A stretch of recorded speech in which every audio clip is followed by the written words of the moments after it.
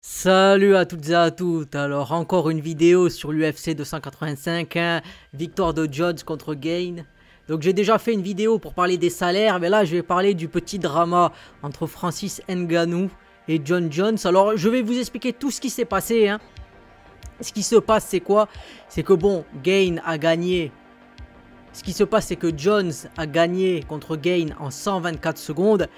Et après la victoire, bien sûr, Francis Ngannou, le champion qui est parti invaincu avec le bif, enfin, plutôt avec les griefs et les bifs en anglais, mais le bif en français, vous savez que c'est l'argent, donc c'est assez drôle. Mais ce qui se passe, c'est quoi? C'est que ce qu'il a dit, Francis Ngannou, c'est qu'il envoie un tacle épique à John Jones, précédent champion jusqu'à son départ fracassant de l'UFC après l'échec de ses négociations avec Dana White. Le Camerounais a envoyé un tweet qui en dit long dès la fin du combat. Pas de doute dans sa tête, le patron des poids lourds, c'est toujours lui-même et non pas Jones.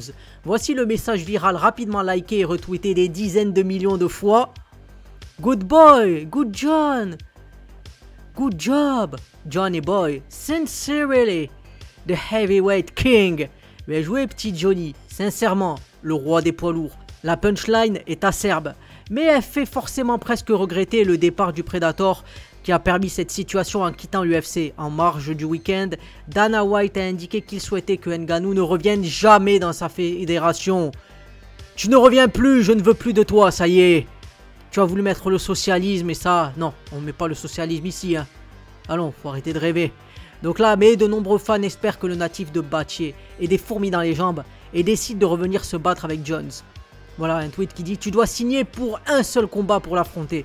Sinon tu ne seras jamais le champion du monde incontesté. » De toute manière, après, la question de l'argent revient souvent. Je veux dire, faut pas oublier que Dana White, il demandait des conseils à Vince McMahon pour des choses. Donc, il y a forcément un peu de... un côté théâtral, même si c'est pas scripté l'UFC, il y a toujours le côté théâtral avec les promos et tout ça. Certains disaient il reviendra jamais, il revient. Donc notamment on voit ce qui s'est passé avec CM Punk quand il lui a dit voilà, il a fait combattre 2 fois en des temps quand même relativement courts, en des grands combats. Donc on voit que quand il y a de l'argent en jeu, c'est possible que des choses soient faites. Est-ce que Francis Ngannou veut le faire? Ça, la décision lui appartient. Si John Jones a signé un grand coup d'éclat en ridiculisant Cyril Gane, Francis Ngannou n'est pas impressionné. Voilà qui devrait faire parler et qui, sait-on jamais, pourrait aboutir au choc ultime entre les deux colosses. Voilà. Mais là, on a la réponse. Après avoir piétiné Gane, John Jones disjoncte et insulte violemment Ngannou, tout heureux d'avoir triomphé avec la manière pour son retour à l'UFC. Après 3 ans d'absence, John Jones s'est quelque peu emporté en conférence de presse. Suite à sa victoire avec Cyril Gane, sans aucune retenue, Bones a insulté Francis Ngannou avec qui s'écharpe depuis plusieurs jours. Voilà qui va faire parler. Quelle soirée pour John Jones. De plus en plus confiant ces derniers jours à mesure que le combat approchait. L'Américain n'a pas fait de détails face à Cyril Gane. Une victoire express qui a totalement abattu le Français. Et la main basse sur la ceinture du champion du monde poids lourd de l'UFC, the heavyweight belt UFC of the world. Pour beaucoup, ça aurait suffi, mais pas pour Bones. Entre son soulagement, son euphorie de la victoire et son goût inné de la provocation, le nouveau patron de la division reine n'a pas pu s'empêcher de ridiculiser Francis Ngannou. La cause, le tweet ultra incisif du Camerounais juste après la victoire de Jones contre Gane. Et attention, ça n'est pas du tout passé auprès du nouveau champion. Il a perdu les pédales et il insulte salement Francis Ngannou. John Jones on Francis Ngannou. Francis is a big old pussy. All that muscle with a big ass P. Voilà. Bon, je vais pas forcément vous mettre l'extrait, mais vous pouvez l'écouter par vous-même, voilà. Ce qui se passe, c'est que voilà, journaliste Francis Ngannou a dit Jones, Francis est une bonne grosse tapette. Tous ses muscles pourraient être une si grosse tapette. Désolé, excusez-moi. Voilà, les mots de John Jones. Voilà. Qu'est-ce qui se passe?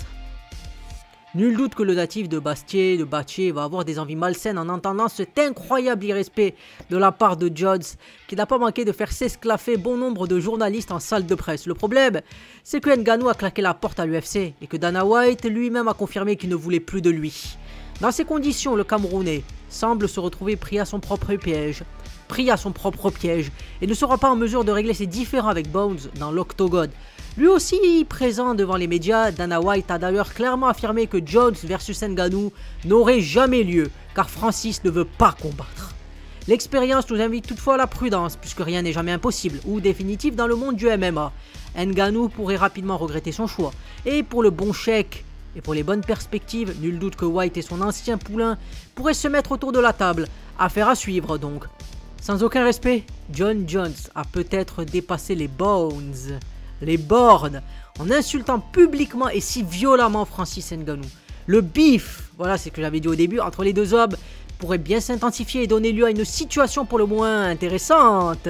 On s'imagine bien que Dana White, qui a toutefois fermé la porte à un retour du Predator, suivra ça de près. Bon voilà, alors c'est quoi votre avis? Qu'est-ce que c'est que votre avis? Est-ce que vous pensez qu'il devrait y avoir un combat? Mais le combat pourrait se placer, pas forcément à l'UFC, hein, je veux dire, je suis sûr qu'il faut un combat, tu sais, ça pourrait être marrant, tu sais, un combat avec personne, pas de public, tu vois, juste un combat à des caméras, tu vois, ça se fait old school, tu vois, vraiment ça pourrait être marrant, tu vois, en plus ils ont du fric, ils font payer un machin, ça pourrait être drôle, tu vois, parce que quelque part, voilà, si les deux ils veulent pas combattre à l'UFC, il n'y a pas que l'UFC, bien sûr, l'UFC c'est grand, c'est connu, mais s'ils veulent se battre, je veux dire, voilà, ils pourraient faire un combat exhibition, tu vois, un combat d'exhibition, ça pourrait être drôle. Moi je dis, quel est votre avis, vous voulez un combat ou pas? Moi j'aimerais bien en voir un, bien sûr, mais bon, c'est pas moi qui vais décider, c'est certainement pas moi qui vais avancer les 6 millions et quelques pour payer ce combat, vous vous en doutez très bien.